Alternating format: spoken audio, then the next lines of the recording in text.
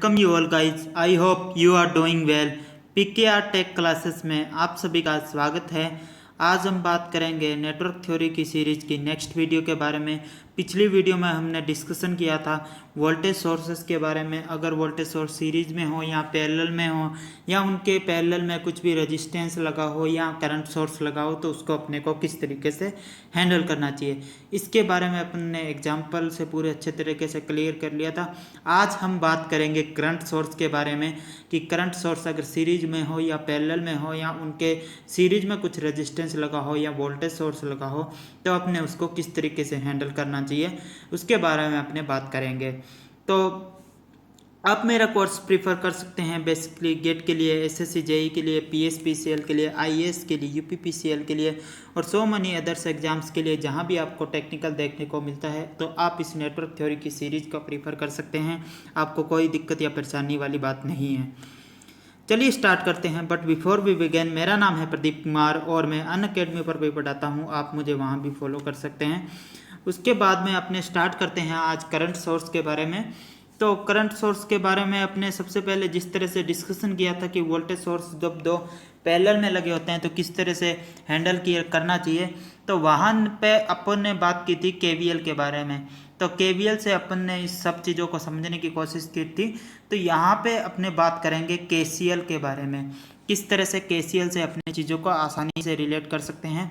वैसे आपने ये चीज़ें वैसे नॉर्मल की होगी, लेकिन अपने यहाँ इसको अच्छे तरीके से एनालिसिस करेंगे कि जिससे आपको कोई भी किसी तरह का कन्फ्यूजन नहीं हो। चलिए पहले इस केस लेते हैं। पहला केस में क्या है कि एक करंट सोर्स है जिसमें I1 करंट प्रोड्यूस कर रहा है, दूसरा करंट सोर्स है जिसकी करंट है I2। ये दोनों तरह की करंट है, दोनों ही तरह के सोर्स पैरेलल में हैं। ठीक है, तो अब इसको इस तरीके से समझिए। आप इस सर्किट को सबसे पहले जो नेटवर्क आपको दिख रहा है इसको अपने कंप्लीट करते हैं। यहाँ पे लोड लगा देते हैं। यहाँ कुछ लोड लगा हुआ है। अच्छा, जब भी लोड लगा हुआ है तो अपने क्या होगा, केसीएल की बात करेंगे। केसीएल किस तरह से लगाएंगे, अगर इसकी करंट आई निकालना हो तो आप किस तरह से निकालेंगे। देखिए लोड में टोटल करंट तो आई ही जा रहा है, तो ये आई अपने को निकल गया, तो इसका मतलब इन दोनों करंट सोर्स को अपने इस आई सोर्स से रिप्लेस कर सकते हैं। तो अपने को ये आई की बात करते हैं। आई किस तरह से निकालेंगे KCL, incoming current equal to outgoing current. देखिए आउटगोइंग करंट है आई और इनकमिंग करंट कौन कौन सी है, I1 प्लस I2, ये दोनों इनकमिंग करंट है। तो इसका मतलब जो वोल्ट करंट सोर्स आने वाला है उसकी वैल्यू क्या होगी, I1 प्लस I2। तो इसका मतलब आप इसको इस तरीके से देखिए कि जब भी यहाँ पे करंट टोटल करंट है वो I1 प्लस I2 है, तो इसका मतलब सोर्स यहाँ पे क्या आएगा, I1 प्लस I2। तो सेम डायरेक्शन में जब भी करंट होती है वो डायरेक्ट ऐड हो जाती है, तो इसमें कोई दिक्कत परेशानी वाली बात नहीं है। नेक्स्ट केस की बात करते हैं। आप इसको ध्यान से देखिएगा, जैसे वोल्टेज सोर्स में है वैसे ही यहाँ पे है, रिलेट करने की कोशिश कीजिएगा। ठीक है, तो बात स्टार्ट करते हैं इसको। अगर यहाँ पे सेम कंडीशन यहाँ पे फॉलो करते हैं, यहाँ पे लोड लगा देते हैं। एक लोड लगा के अपन ने नेटवर्क को कंप्लीट कर लिया। अब ये सर्किट बन चुका है, तो अपने लोड लगाते हैं। अब लोड लगा के इसमें I1 करंट आना है, तो I1 करंट आना है तो I1 का जो मैग्नीट्यूड होगा, I करंट आना है तो I का जो मैग्नीट्यूड होगा, इनकमिंग करंट कौन सी है, देखिए आप इनकमिंग करंट है, मान लो I1 है इनकमिंग करंट, और आउटगोइंग करंट कौन कौन सी है इस नोड पे अगर मैं बात करूं तो स्पेसिफिक इस नोड पे बात कर रहा हूं मैं। तो इस नोड पे बात करूंगा तो आउटगोइंग करंट है I2 प्लस I। अच्छा, और I की वैल्यू अगर मैं यहाँ से निकालने की कोशिश करूँगा, क्योंकि मेरे को रिजल्टेंट एक करंट सोर्स इसको रिप्लेस करना है, दोनों करंट सोर्स की बजाय एक करंट सोर्स बनाना है, तो वहाँ से मेरे को I की वैल्यू मिल जाए तो अपने को उस करंट सोर्स की वैल्यू अपने को पता लग जाएगी। तो ये वैल्यू कितनी आ गई, I की वैल्यू I1 माइनस I2।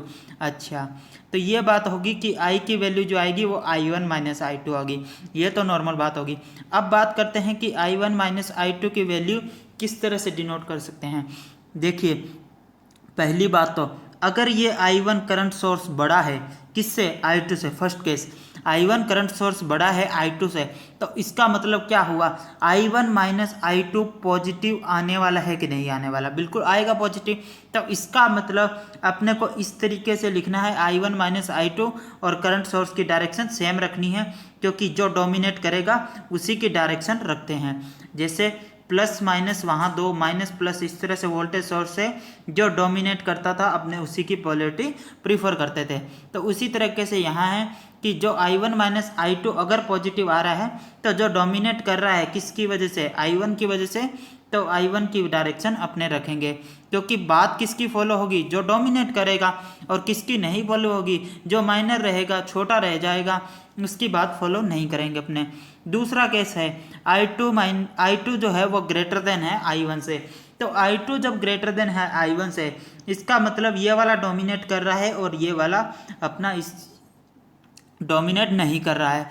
तो इस केस में अपने पास दो तरीके हैं। क्या है कि आप इसको या तो इस तरीके से लिखिए, देखिए इस केस में जो I1 माइनस I2 ये क्या आने वाला है, नेगेटिव आने वाला है कि नहीं आने वाला।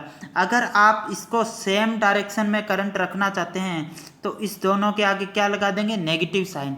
समझ में आ रही बात, नेगेटिव साइन लगा देंगे। मतलब आपको अगर ऐसा साइन रखना चाहते हैं तो आपको फिर डोमिनेट कराना पड़ेगा I2 माइनस I1, इस तरह से लिखना पड़ेगा, ना कि I1 माइनस I2, अगर आप इस डायरेक्शन में करंट को शो करना चाहते हैं। अच्छा, दूसरा कंडीशन क्या है कि अपने को डायरेक्शन अगर ये इसी फॉर्मूले को अपने प्रूव करना चाहते हैं, तो अगर इस फॉर्मूले को रखना चाहते हैं कि I1 माइनस I2 रखा जाए, तो अपने क्या करेंगे, ये आने वाला है नेगेटिव, तो ये आने वाला है नेगेटिव, तो इसको ही रख लीजिए, लेकिन इसकी क्या कर दीजिए, डायरेक्शन अपोजिट कर लीजिए, जो डोमिनेट है उसकी बात आप मान लीजिए। समझ में आ रही है बात। उसके बाद में नेक्स्ट अपने बात करते हैं कि अगर दो करंट सोर्स सीरीज में हों, जैसे दो वोल्टेज सोर्स पैरेलल में थे, तो क्या होता था कि दोनों वोल्टेज बराबर रहती थी। ठीक है, उसी तरह जो करंट सोर्स है वो सीरीज में हो, देखो पैरेलल में अपने बात कर चुके हैं, दो करंट सोर्स पैरेलल में हो तो किस तरीके से बिहेव करते हैं। अब अपने बात करते हैं कि करंट सोर्स सीरीज में हो तो किस तरह से बिहेव करेंगे। देखिए, कभी भी दो चीज़ें सीरीज में लगी हुई है, कोई भी दो कंपोनेंट, तो उसमें आपने देखा होगा कि करंट सीरीज में क्या रहती है, सेम रहती है कि नहीं रहती है। देखिए, बात भी सही है कि एक वायर में से दो करंट किस तरीके से फ्लो कर सकती है। एक ही वायर में से तो एक ही करंट फ्लो करेगी। ऐसा थोड़ी है कि करंट इसमें से 3 एम्पियर भी फ्लो कर रही है और इसी वायर में से 4 एम्पियर भी करंट हो रही है, ऐसा नहीं हो सकता ना। तो इसीलिए तो अगर दो करंट सोर्स सीरीज में लगे हुए हैं तो आपको वायर एक ही है, तो इसका मतलब दोनों के दोनों करंट सोर्स की वैल्यू आपको बराबर होनी चाहिए। ये केस होगा यहाँ तक। अब इन दोनों केसों को फिर से अपने एक साथ देखते हैं। इन दोनों केसेस को किस तरीके से देखेंगे। पहला, अगर करंट सोर्स के सीरीज में रेजिस्टेंस लगाओ तो अपने किस तरीके से इसको फॉलो करेंगे। अगर करंट सोर्स के सीरीज में अगर एक रेजिस्टेंस आपको देखने को मिले तो आप उसको इग्नोर कर सकते हैं, डायरेक्ट करंट सोर्स से रिप्लेस कर सकते हैं। किस तरीके से, आप देखिए, अगर यहाँ पे कोई लोड लगा है और उसमें मेरे को बात करनी है कि लोड की पावर कितनी होगी, लोड का करंट कितना होगा, लोड की वोल्टेज कितनी होगी, तीनों तरह की बात करेंगे। अगर तीनों तरह की बात करनी है तो देखिए पावर किस पे डिपेंड करेगी। अगर रेजिस्टेंस लोड मान लेते हैं अपने नॉर्मली, तो रेजिस्टेंस लोड मानेंगे तो कितना होगा, I² R आई पे डिपेंड करेगा। अच्छा, वोल्टेज किस पे डिपेंड करेगा, वोल्टेज भी इसके ड्रॉप पे, और यहाँ कितना ड्रॉप हो रहा है, जैसे वोल्टेज अपने को उसका रेजिस्टेंस कितना है, V = IR होता है, तो वोल्टेज अपना किस पे डिपेंड कर गया, I पे डिपेंड कर गया और R पे डिपेंड कर दिया। R तो अपना कांस्टेंट है, क्योंकि लोड तो हमेशा कांस्टेंट होगा। अपने कांस्टेंट एक बार लगा दिया तो उसको अपने चेंज नहीं कर रहे, अपने फिक्स कांस्टेंट वाला लोड लगा रहे हैं, वेरिएबल लोड नहीं है। ठीक है, तो आप R को कांस्टेंट मानी तो I पे डिपेंड कर रहा है। ठीक है, तीसरी कंडीशन है कि I किस पे डिपेंड करेगा, I तो हमेशा I यहाँ पे जो भी I करंट आपको देखने को मिलेगी उस पर डिपेंड करेगा। तो अब अपने बात करते हैं कि तीनों ही चीज़ें I का क्या बिहेवियर होने वाला है, ये अपने बात कर लेते हैं। तो अपने को तीनों तरह की चीज़ें अपने को समझ में आएगी। तो I का किस तरीके से है। अच्छा, अगर ये सीरीज में रेजिस्टेंस होता है तो यहाँ करंट कितनी आती है, और सीरीज में रेजिस्टेंस को अपने इग्नोर कर देते हैं तब करंट कितनी आती है। अगर सेम आ गई तो इसका मतलब अपने इग्नोर कर सकते हैं, तो सेम आ गई तो करंट को इग्नोर कर सकते हैं। तो इसको देखिए किस तरीके से देख सकते हैं अपने। अगर सीरीज में एक रेजिस्टेंस, इसको एक एग्जाम्पल लेते हैं अपने, दो रेजिस्टेंस लगे हुए हैं, ठीक है, एक यहाँ पे वोल्टेज सोर्स लगा हुआ है, रेजिस्टेंस की वैल्यू है 5 और वोल्टेज सोर्स की वैल्यू है 10 वोल्ट। ठीक है, रेजिस्टेंस की वैल्यू है 5 ओम और इस रेजिस्टेंस की वैल्यू है 5 ओम और वोल्टेज सोर्स की वैल्यू है 10 वोल्ट। ठीक है, अब अपने क्या करते हैं कि इसमें करंट निकालते हैं। करंट कितनी आएगी, 10 / 10 कितनी, 1 एम्पियर। ठीक है, अभी इतनी बात समझ में आ गई। अब अपने इसको क्या करते हैं, वोल्टेज सोर्स को 1 एम्पियर के करंट सोर्स से रिप्लेस कर देते हैं। सपोज करो यहाँ पे करंट सोर्स लगा हुआ है 1 एम्पियर का, ठीक है, 1 एम्पियर का करंट सोर्स लगा हुआ है। अब मैं बात करूंगा कि इसके अक्रॉस वोल्टेज कितना होगा। देखिए 1 एम्पियर इसमें से करंट जाएगी तो यहाँ ड्रॉप कितना होगा 5 वोल्ट, और यहाँ भी ड्रॉप कितना होगा 5 वोल्ट। अब मैं क्या कर रहा हूँ कि इसको रिप्लेस, इस रेजिस्टेंस को हटा दे रहा हूँ। मेरे को दिख रहा है कि ये सीरीज में है, मैं एक को हटा दे रहा हूँ। तो बताओ इस 5 वोल्ट पे कोई इफेक्ट पड़ेगा क्या? क्योंकि करंट सोर्स का जो आइडियल करंट सोर्स है उसका क्या होता है अपना बिहेवियर, वो हमेशा करंट को कांस्टेंट बनाता है। अगर करंट को कांस्टेंट बनाता है तो इसका क्या मतलब हुआ कि ये हमेशा 1 एम्पियर करंट ही रखेगा, और 1 एम्पियर करंट जब तक रहेगा तब तक इसके अक्रॉस तो 5 वोल्ट का ही ड्रॉप रहेगा। आप चाहे दूसरा रेजिस्टेंस हो, दूसरा कुछ भी हो, उससे कोई इफेक्ट नहीं पड़ता। तो यही बात है कि अगर जब तक ये करंट सोर्स लगा हुआ है तब तक इसमें करंट आई ही रहने वाली है। चाहे आप एक रेजिस्टेंस लगा दो, चाहे आप एक और लगा दो, एक और लगा दो, कितने मर्जी रेजिस्टेंस आप लगा सकते हैं, इसकी वैल्यू चेंज नहीं होने वाली है। तो इसका मतलब अपनी इस रेजिस्टेंस को इग्नोर कर सकते हैं। ध्यान रखिए जब अपने लोड की कैलकुलेशन कर रहे हो, सोर्स की कैलकुलेशन कर रहे हैं, तब अपने को इसको नेग्लेक्ट नहीं करना है। सेम कैसे, इसी तरह वोल्टेज सोर्स की बात कर लेते हैं। वोल्टेज सोर्स की बात है, अगर अपने वोल्टेज सोर्स को लेते हैं तब क्या इफेक्ट पड़ने वाला है, और जब वोल्टेज सोर्स को नहीं लेते तब क्या इफेक्ट पड़ने वाला है। देखिए एक किसी भी करंट सोर्स का है जो बिहेवियर, वो क्या है कि वो करंट को क्या रखता है, कांस्टेंट रखता है। अगर यहाँ पे लोड लगा दिया तो उसके बाद में इसमें करंट आई ही आएगी, चाहे आप वोल्टेज सोर्स लगा लीजिए, चाहे आप करंट सोर्स लगा लीजिए और एक्स्ट्रा। अच्छा, अगर आप करंट सोर्स लगाएंगे तो इस आई वैल्यू का ही लगाना पड़ेगा, अदरवाइज तो केवीएल ये सेटिस्फाइड नहीं कर पाएगी, और इस केसीएल नहीं सेटिस्फाइड कर पाएगी, और उससे क्या होगा कि आपका सर्किट ही इनवैलिड हो जाएगा।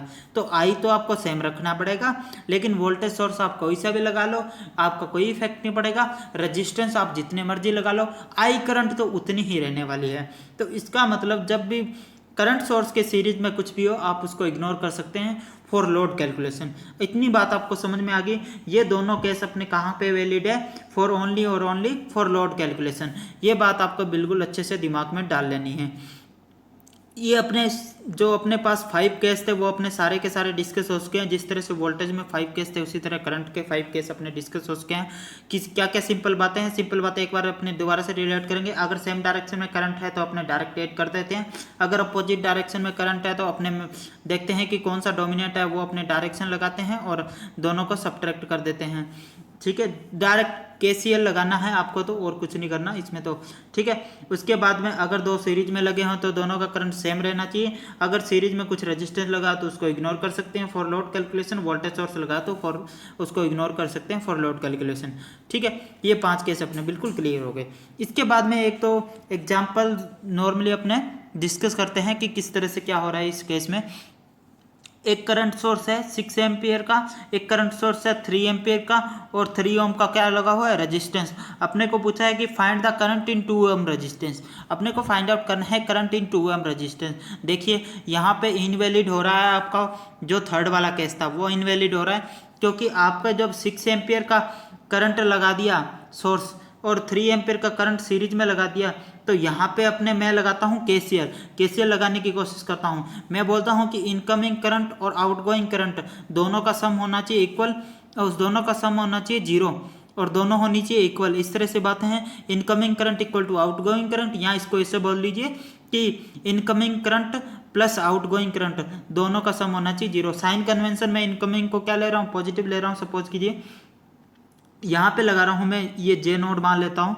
यहाँ पे इनकमिंग करंट आ गई +6, आउटगोइंग करंट आ गई -3। ठीक है, कितना आ गया आंसर, -+3, जो कि आ गया नॉट इक्वल टू 0। सम कितना होना चाहिए, 0 होना चाहिए। तो इसका मतलब अपना यहाँ पे केसीएल ही सेटिस्फाइड नहीं हो पा रहा। और ये अपने केस डिस्कस भी कर लिया कि ऐसा नहीं हो सकता।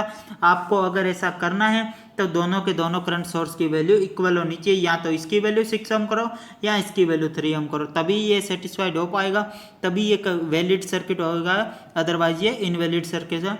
तो इसका आंसर क्या हो जाएगा, KCL इज नॉट सेटिस्फाइड, या इसको नन ऑफ दीज, या जो भी ऑप्शन में दिया रहेगा आपको वो ऑप्शन टिक करना है। इसका मतलब 3 एम्पियर 6 एम्पियर इस तरह की बातें नहीं करनी है, ये ऐड नहीं होते हैं। पैरेलल में होते तो ऐड हो जाते हैं, और ये दोनों तो पॉसिबल ही नहीं है, ठीक है। पैरेलल में दोनों सोर्स लगे होते तब सेम डायरेक्शन में तब ऐड हो जाते, ठीक है। उसके बाद में नेक्स्ट अपने डिस्कस करते हैं कि फिर से एक और एग्जांपल दे रखा है कि इसमें क्या कह रखा है कि आपकी इसमें देखिए पोलैरिटी सेम है, ये भी अपवर्ड डायरेक्शन में, ये भी अपवर्ड डायरेक्शन में। अगर पोलैरिटी भी डिफरेंट आ जाए, देखिए यहाँ पे मैग्नीट्यूड अलग अलग है, पोलैरिटी सेम है, और इस केस में क्या है कि मैग्नीट्यूड सेम है 10 एम्पियर, लेकिन पोलैरिटी अलग है, एक ऊपर जा रहा है एक नीचे जा रहा है। फिर से मैं केसीएल लगा रहा हूँ इस नोड पे, इसको बोलता हूँ मैं जे नोड पे केसीएल लगाने की कोशिश कर रहा हूँ। Incoming current plus outgoing current, ठीक है। इनकमिंग को मैं क्या ले रहा हूँ, पॉजिटिव ले रहा हूँ, और आउटगोइंग को नेगेटिव ले रहा हूँ। तो आउटगोइंग को नेगेटिव ले रहा हूँ 10 एम्पियर नेगेटिव का, और नीचे वाले सोर्स के लिए भी नेगेटिव का 10 एम्पियर इक्वल टू कितना हो गया -20, जो कि नॉट इक्वल टू है 0। तो नॉट इक्वल टू 0 है, इसका मतलब केसीएल अपना सेटिस्फाइड नहीं हो पा रहा। तो इसका मतलब यहाँ से ये प्रूव हो गया कि अपना अगर जब भी अपना मैग्नीट्यूड भी सेम होना चाहिए, जब भी सीरीज में दो करंट सोर्स लगाए हैं, इस तरह से दो करंट सोर्स आपको जब भी देखने को मिले तो उनकी पोलैरिटी भी सेम होनी चाहिए, प्लस उनका मैग्नीट्यूड भी यहाँ सेम होना चाहिए। दोनों ही केस में दोनों ही चीज़ें मतलब सेम होनी चाहिए, तभी आपका ये वैलिड सर्किट होगा, अदरवाइज ये वैलिड सर्किट नहीं हो पाएगा। इतनी बात आपको बिल्कुल ध्यान में रखनी है। अच्छा, इसके बाद में ये अपने डिस्कस करेंगे, इस एग्जाम्पल को व्हाइट बोर्ड पर डिस्कस करेंगे। आप इस नोट को यहाँ से रेफरेंस से ले लीजिएगा और इस एग्जाम्पल को अपने व्हाइट बोर्ड पर चलिए इस क्वेश्चन को डिस्कस करते हैं। इस क्वेश्चन को करने के बाद में अपने को ये पता लग जाएगा कि क्या क्या इफेक्ट पड़ता है। इससे पहले अपन ने वो डिस्कस कर लिए थे कि क्या क्या इस सोर्स को अपने हटा सकते हैं, ये सोर्स को सॉरी इस रेजिस्टेंस को अपने हटा सकते हैं या नहीं हटा सकते हैं, इसके बारे में बात कर ली थी। लेकिन अपने को इसमें अपने प्रूव करेंगे कि हटाने से क्या इफेक्ट पड़ता है और नहीं हटाने से क्या इफेक्ट पड़ता है। सबसे पहले अपने क्या करेंगे, इस सर्किट को बना लेंगे हटा के। क्या करेंगे, इस सर्किट को 2 ओम के रेजिस्टेंस को हटा के बना लेंगे। एक तरफ बिना हटाए बना रखा है मैंने पहले से ही, ये क्वेश्चन है बिना हटाए मैंने पहले से बना रखा है, सॉरी इसको हटा देंगे। यहाँ पे अपने को दे रखा है क्या 6 एम्पियर सोर्स विथ 2 लोड दे रखे हैं, RL1 that is 5 ohm and RL2। I hope आपको क्लियरली दिख रहा होगा, RL2 5 ओम, ठीक है। ये मैंने क्या किया, इस RL को हटा के लिख दिया है। मैंने बोला था कि क्या रूल था अपना कि अब जब भी कोई करंट सोर्स के सीरीज में रहे कोई रेजिस्टेंस तो अपने इसको क्या कर सकते हैं, नेगलेक्ट कर सकते हैं। वही मैंने किया, नेगलेक्ट करके लिख दिया। अपने क्या करेंगे, अब करेंगे पहले एक साइड लिखेंगे लोड, देखो डिटेल में एनालिसिस करेंगे अपने। दूसरी साइड लिखेंगे सोर्स, इसमें भी एक साइड लिखेंगे लोड, इस साइड लिखेंगे सोर्स। तीनों ही तरह के कैलकुलेशन करेंगे अपने, इसमें भी वोल्टेज पावर और करंट तीनों ही तरह के कैलकुलेशन करेंगे इन सब के लिए। तो देखेंगे क्या क्या इफेक्ट पड़ता है, ठीक है। ध्यान से पहले कैलकुलेशन करेंगे अपने लोड के लिए, दोनों ही साइड लोड के लिए मैं कैलकुलेशन करने जा रहा हूँ, किस तरह से लोड के लिए कैलकुलेशन हो सकती है। ध्यान से देखिएगा इस बात को, बिल्कुल अच्छे से समझिएगा आप इस बात को।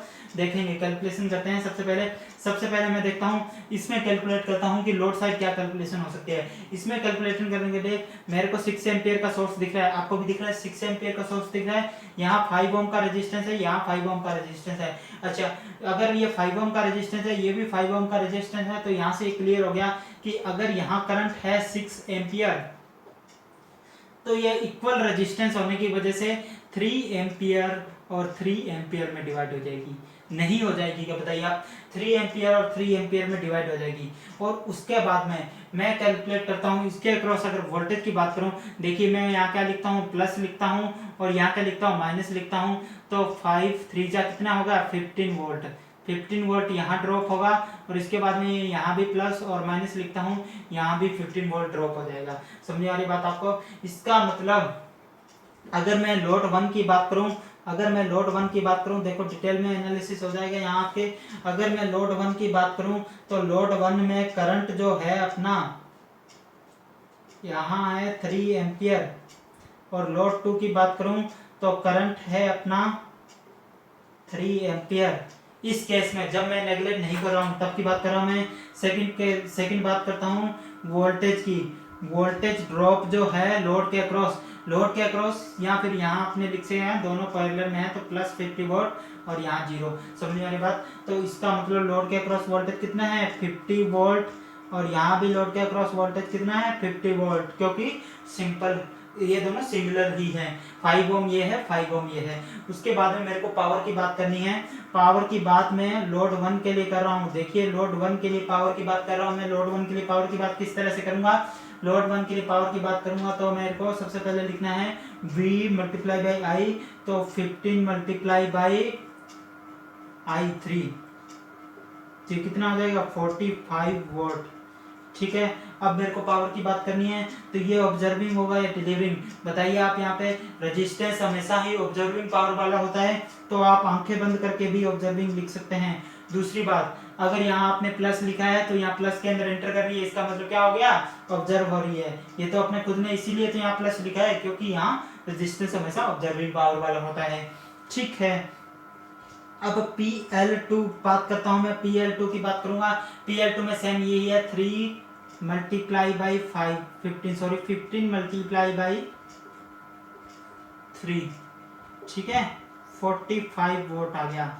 ये क्या है ऑब्जर्विंग पावर, समझने वाली बात। ये आपको ऑब्जर्विंग पावर होगी, ये आपकी लोड की ऑब्जर्विंग पावर होगी जब अपन ने 2 ओम को क्या करा है नेगलेक्ट नहीं किया है। अब लोड की बात ही इसमें कर लेते हैं, लोड की बात ही इसमें कर लेते हैं। सबसे पहले मैं लोड 1 की बात करूंगा। देखिए यहाँ 6 एम्पियर करंट है तो यहाँ 3 एम्पियर करंट जाएगी और यहाँ भी 3 एम्पियर करंट जाएगी कि नहीं जाएगी।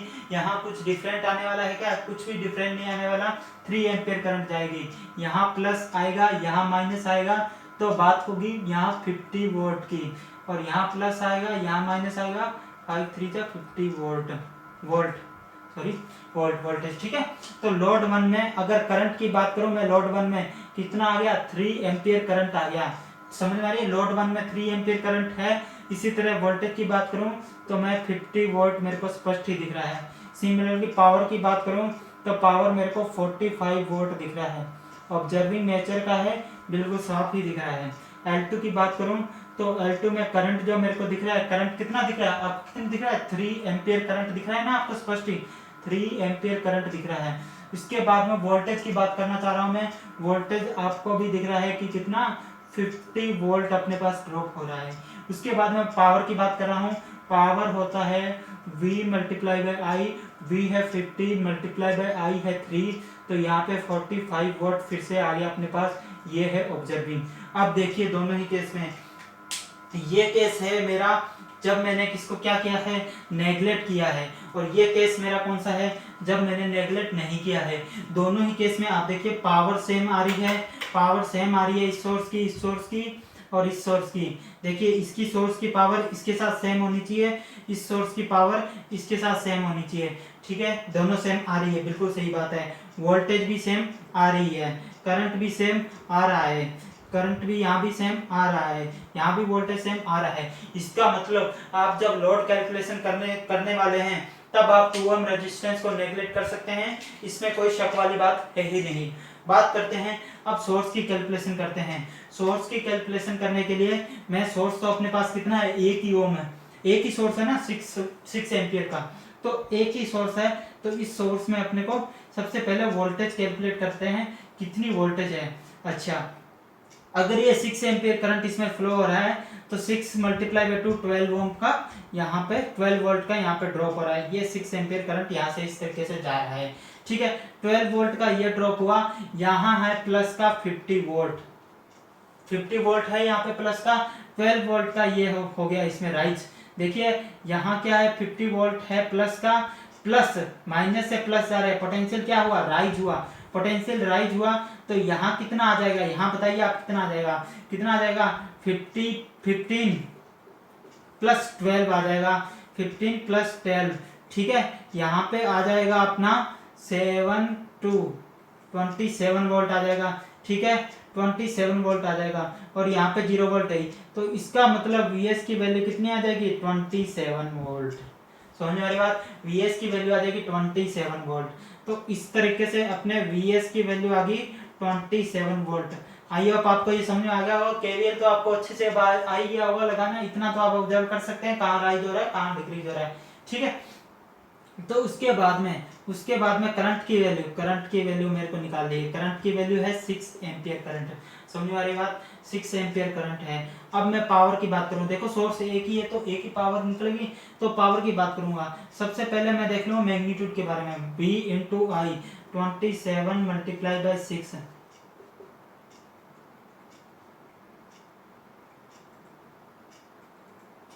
162 वोट। ठीक है, 162 वोट पावर आ गई।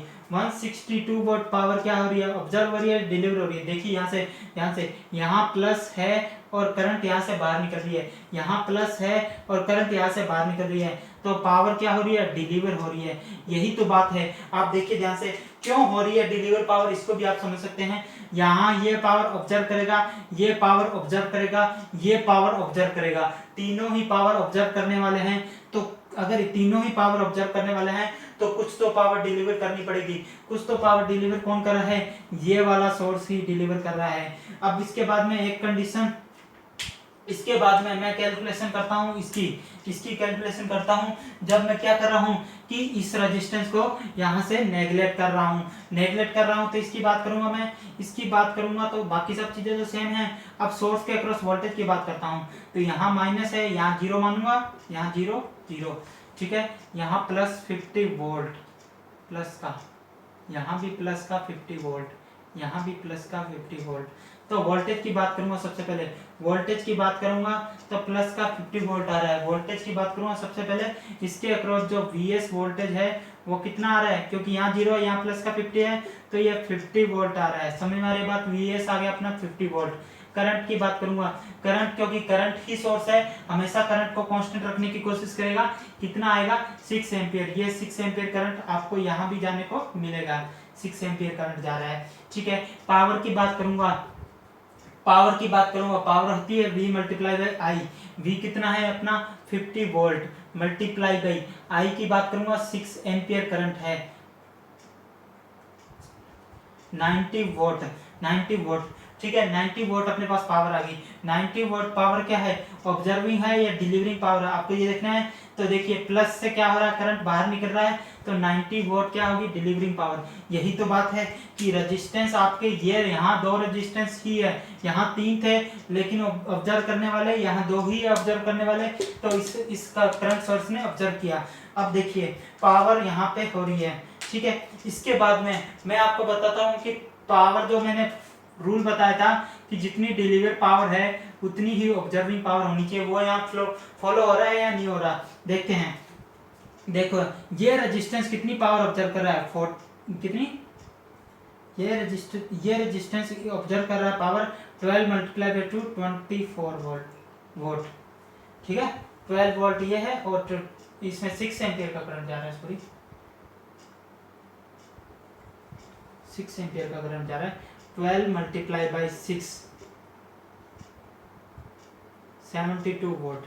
ठीक है, 72 वोट ये पावर ऑब्जर्व कर रहा है। ठीक है, ये कितनी पावर ऑब्जर्व कर रहा है, 45 वोट। ये तो अपन ने निकाल रखी है ना, ये कितनी ऑब्जर्व कर रहा है, 45 वोट। देखो रेजिस्टेंस तो हमेशा ऑब्जर्व करेगा, V जो है इसके अक्रॉस 12 वोल्ट है और 6 एम्पियर का करंट फ्लो हो रहा है, तो इसलिए मैंने 72 वोल्ट कर दिया, 45। ठीक है, ऑब्जर्विंग कितनी होगी, 72 प्लस 45 प्लस 45 ये कितनी होगी 90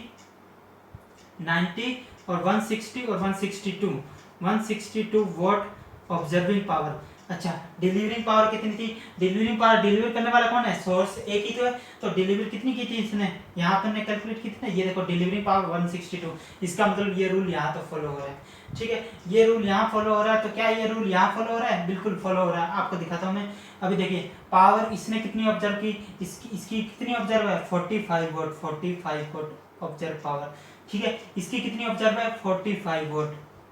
ठीक है, टोटल कितनी होगी, 90 वोट। समझने वाली बात। पावर ऑब्जर्व कितनी आ गई, ऑब्जर्विंग पावर आ गई 90 वोट।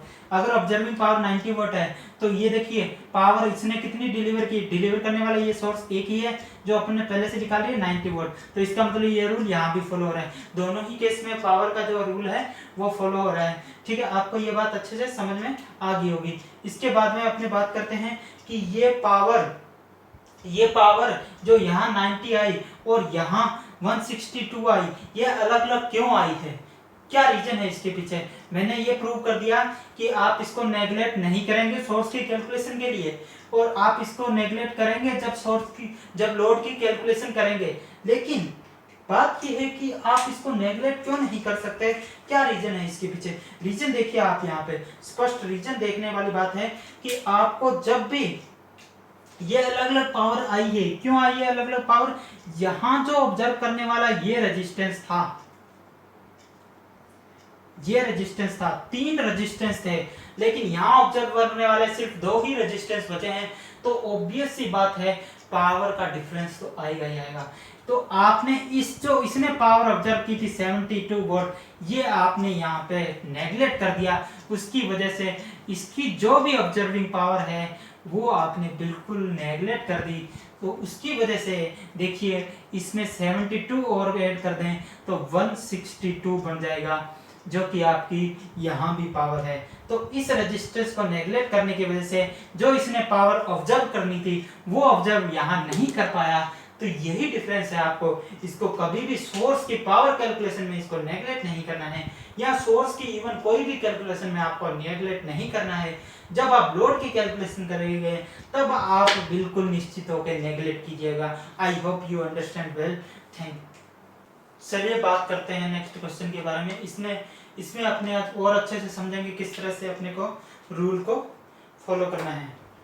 ठीक है, अपने को फाइंड आउट क्या करना है, सबसे पहले अपने को देखना है कि find out the V naught. V naught कहाँ है, आपको वी नोट आपको यहाँ देखने को मिलेगा। इसका मतलब अपने को 2 ओम रेजिस्टेंस के अक्रॉस आपको वोल्टेज फाइंड आउट करना है कि कितना वोल्टेज है। आपको ये क्वेश्चन बहुत बड़ा सा दिख रहा होगा कि कैपेसिटर भी है, इंडक्टर भी है, वोल्टेज सोर्स भी है और करंट सोर्स भी बहुत सारे हैं। आप किस तरह से इसको सोल्व करेंगे, देखिए क्वेश्चन देखने में जितना ज्यादा डरावना हो वो होता नहीं है, उतना ज्यादा डरावना सॉल्व करने में, उतना कॉम्प्लिकेटेड क्वेश्चन है नहीं है जितना आपको दिख रहा है। ठीक है, यही होता है कि कुछ बार क्वेश्चन अपने को बहुत बड़ा बड़ा दिखता है, लेकिन अपने क्या करते हैं उसको छोड़ देते हैं, लेकिन वो क्वेश्चन बड़ा सिंपल होता है। देखिए अपने किस तरह से इसको सिंपल वे में सोल्व कर सकते हैं। अपने स्टार्ट करते हैं सिंपल, अपने वही रूल को फॉलो करेंगे और अपने को बहुत ही अच्छे तरीके से 2-3 स्टेप में ये क्वेश्चन सॉल्व हो जाएगा। देखिए सबसे पहले रूल, जो करंट सोर्स है उसके सीरीज में कुछ भी है, देखिए सबसे पहले आपको देखना है इस तरह के क्वेश्चन में आपको कैलकुलेशन किसकी करनी है, लोड की करनी है या सोर्स की करनी है। मेरे को दिख रहा है कि लोड की कैलकुलेशन करनी है, क्योंकि यहाँ कुछ बातें नहीं की गई है इनके बारे में, डायरेक्ट इसके बारे में बात कर ली गई है। तो मैं कैलकुलेशन करनी है लोड की, तो इसका मतलब मेरे सारे के सारे रूल फॉलो कर होंगे, सब मैं नेगलेक्ट वगैरह कर सकता हूँ। तो नेगलेक्ट करने के लिए अपने सबसे पहले करंट सोर्स के अगर कुछ भी सीरीज में आता है तो मैं उसको कर दूंगा नेगलेक्ट। समझिए और बात, इसका मैं नेगलेक्ट कर दूंगा। तो यहाँ से सर्किट के किस तरह से देखने लायक बनेगा, ये सर्किट देखने लायक बनेगा। यहाँ से इस सर्किट को मैं इस तरह से बना सकता हूँ, इसको किया मैंने नेगलेक्ट, और यहाँ है 20 एम्पियर का करंट सोर्स और उसके पैरेलल में एक और करंट सोर्स आ गया मेरे पास, कितना 40 एम्पियर का करंट सोर्स। ठीक है, उसके बाद में ये जो है सर्किट, इसके आगे एक लगा हुआ है कैपेसिटर। कैपेसिटर कितना है, J3 ओम। ठीक है, इसके आगे का सर्किट ऐसे ऐसे चलता रहेगा, वो नहीं बना रहा हूं मैं एक बार। ठीक है, अब इस सर्किट को जो सॉल्व करना है मैं फर्स्ट वाले रूल से फॉलो करूंगा। ये मैंने कौन सा रूल लगाया है, 4th वाला रूल लगाया है। अब मैं लगाऊंगा फर्स्ट वाला रूल। फर्स्ट वाले रूल में क्या होता है, KCL लगाना है। KCL किस तरह से लगाना है, अगर यहाँ से 20 जा रहा है, इनकमिंग करंट यहाँ से 40 जा रहा है, तो टोटल इनकमिंग करंट कितना हो जाएगा 60 ओम। देखो KCL ही लगा दिया, लेकिन अपने इसको किस तरह से बना सकते हैं, यहाँ है 60 एट एन एंगल ऑफ 0 और यहाँ कैपेसिटर लगा दिया -J3 ओम। ठीक है, इसके आगे का थोड़ा सा सर्किट और बनाता हूँ मैं। आगे है ये 5 एट एंगल ऑफ 0, देखिए ये मैंने बना दिया। और उसके बाद में है एक voltage source plus minus 6 at an angle of 30, ठीक है। और इसके आगे टेस्ट बना रहा हूँ एक बार, ठीक है। तो इसके आगे का सर्किट नहीं बना रहा हूँ, ठीक है। अब अपने क्या करेंगे, अब अपने को बाद में वापस से फोर्थ रूल अपने को स्पष्ट ही दिख रहा है कि एक करंट सोर्स है, इसके सीरीज में एक कैपेसिटर है, मैं इस कैपेसिटर को क्या कर सकता हूँ, नेगलेक्ट कर सकता हूँ। उसके बाद में नेगलेक्ट करने के बाद में जो मेरे को सर्किट दिखेगा वो किस तरह से दिखेगा, जो मेरा है ये अपर डायरेक्शन में 60 ओम, लोअर डायरेक्शन में, डाउनवर्ड डायरेक्शन में सॉरी 58 एन एंगल ऑफ 0, और इसके बाद में 6 एट एन एंगल ऑफ 30, और इसके बाद में टेस्ट। इस तरह से सर्किट बन गया, ठीक है। इस तरह से सर्किट बन गया। अब मेरे को क्या दिख रहा है, मैंने क्या बोला था कि फर्स्ट रूल मेरे को फिर से दिख रहा है, फर्स्ट रूल दिख रहा है मेरे को फिर से। फर्स्ट रूल में क्या था, मैंने कहा था कि आप इसको किस तरह से सॉल्व करेंगे, आप इसको सॉल्व करेंगे, देखिए डोमिनेटिंग कौन है, ये डोमिनेटिंग है, तो इसी की डायरेक्शन लगाऊंगा मैं, इसी की डायरेक्शन लगा दी, देखो मैंने, ठीक है। कितनी है, इसको इसमें से सब्ट्रैक्ट कर दो, 55 एट एन एंगल ऑफ 0, ठीक है। उसके बाद में मैं आगे का सर्किट यहाँ वोल्टेज सोर्स बना रहा हूँ, वोल्टेज सोर्स, उसके बाद में कितना है वोल्टेज सोर्स, देखिए voltage source plus minus 6 at an angle of 30, और उसके बाद में यहाँ एक करंट सोर्स है, उसकी वैल्यू है 10 एट एन एंगल ऑफ 0, और उसके बाद में मैं सारा ही सर्किट बना रहा हूँ, छोटा सर्किट हो गया, सारा ही बना रहा हूँ, स्पेस थोड़ा कम रहता है इसलिए मैं कई बार सर्किट को नेगलेक्ट कर देता हूँ, ठीक है। इसके बाद में मैंने इतना बना दिया। इसके बाद में मेरे को क्या दिख रहा है कि फिर से वही बात होगी कि करंट सोर्स के सीरीज में वोल्टेज सोर्स, इंडक्टर हो, कैपेसिटर हो, या सीरीज में वोल्टेज सोर्स हो, कुछ भी हो सीरीज में, आप उसको नेगलेक्ट कर सकते हैं। यही रूल है मेरा फोर्थ वाला, ठीक है। तो मैंने इसको क्या कर दिया, ये रूल सॉरी फिफ्थ वाला है, ठीक है, जो नेगलेक्ट कर दिया मैंने इसको, ठीक है। वोल्टेज सोर्स को मैंने नेगलेक्ट कर दिया। उसके बाद में मैं यहाँ डायरेक्ट ही बना रहा हूँ कि ये दोनों हो जाएंगे शॉर्ट, जब नेगलेक्ट किया तो ये दोनों हो जाएंगे शॉर्ट, और ये बाद में इसमें से डोमिनेट देखने की जरूरत नहीं है, डायरेक्ट ही केसीएल लगा दूंगा। कितना है 55 प्लस 10 कितना हो जाएगा 65 एम्पियर, ठीक है, एट एन एंगल ऑफ 0, ठीक है। तो इतनी मेरे को बात समझ में आ गई, इतनी मेरे को बात समझ में आ गई। अब मैं यहाँ क्या करूंगा, इसको डायरेक्ट ही शो कर दूंगा। डायरेक्शन कौन सी है, अपवर्ड डायरेक्शन है, मैग्नीट्यूड कितना है 65 एट एन एंगल ऑफ 0, ठीक है। यहाँ है एक रेजिस्टेंस, इसकी वैल्यू है 2 ओम और इसकी वैल्यू है 3 ओम, ठीक है। ये बात अपने को समझ में आ गई। तो इसका मतलब अपने को यहाँ क्या है 65 एट एन एंगल ऑफ 0, इतना करंट अपने को यहाँ फ्लो हो रहा है, इतना करंट यहाँ फ्लो हो रहा है। तो इसका मतलब अपने को प्लस माइनस वी नोड यहाँ निकालना था। अब प्लस माइनस वी नोड निकालना, बताओ इस सर्किट के लिए आपको टफ है क्या, इस सर्किट के लिए देखो कितना बड़ा कॉम्प्लिकेटेड सर्किट अपने को ये दिख रहा है, लेकिन ये वाला सर्किट देखो कितना इजी है, आप यहाँ आराम से निकल सकते हैं ना। वी नोड कितना हो जाएगा, वी नोड इक्वल टू क्या होता है आई आर, आई कितना है 65 और आर कितना है 2, तो 65 मल्टीप्लाई बाय 2 कितना हो जाएगा 130 वोल्ट।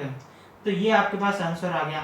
इस तरह से आप इजीली इस क्वेश्चन को सॉल्व कर सकते थे, लेकिन आपको ये क्वेश्चन देखने में देखो कैसा लग रहा है। आपको इस क्वेश्चन को अगर आपको फटाफट करना है एग्जाम में, किस तरह से करेंगे, इस तरह से थोड़ी करेंगे आप क्वेश्चन, किस तरह से करेंगे, आप क्या करेंगे, अच्छा ये सीरीज में है आप इसको नेगलेक्ट कीजिए, 20 और 40, ये बाद में हो गया 60, अच्छा ये फिर से सीरीज में आ गया, इसको नेगलेक्ट किया, इसके बाद में 60 माइनस कितना 55 एट एन एंगल ऑफ 0, 55 के बाद में ये सीरीज में है, इसको भी नेगलेक्ट कर दिया, और इधर से ये 10 जाएगा। तो कैसे लगाते चलेंगे डायरेक्ट, आप सोर्स बार बार बनाने की जरूरत नहीं है, आपका डायरेक्ट क्या करेंगे कैसीएल लगाते चलेंगे, ठीक है।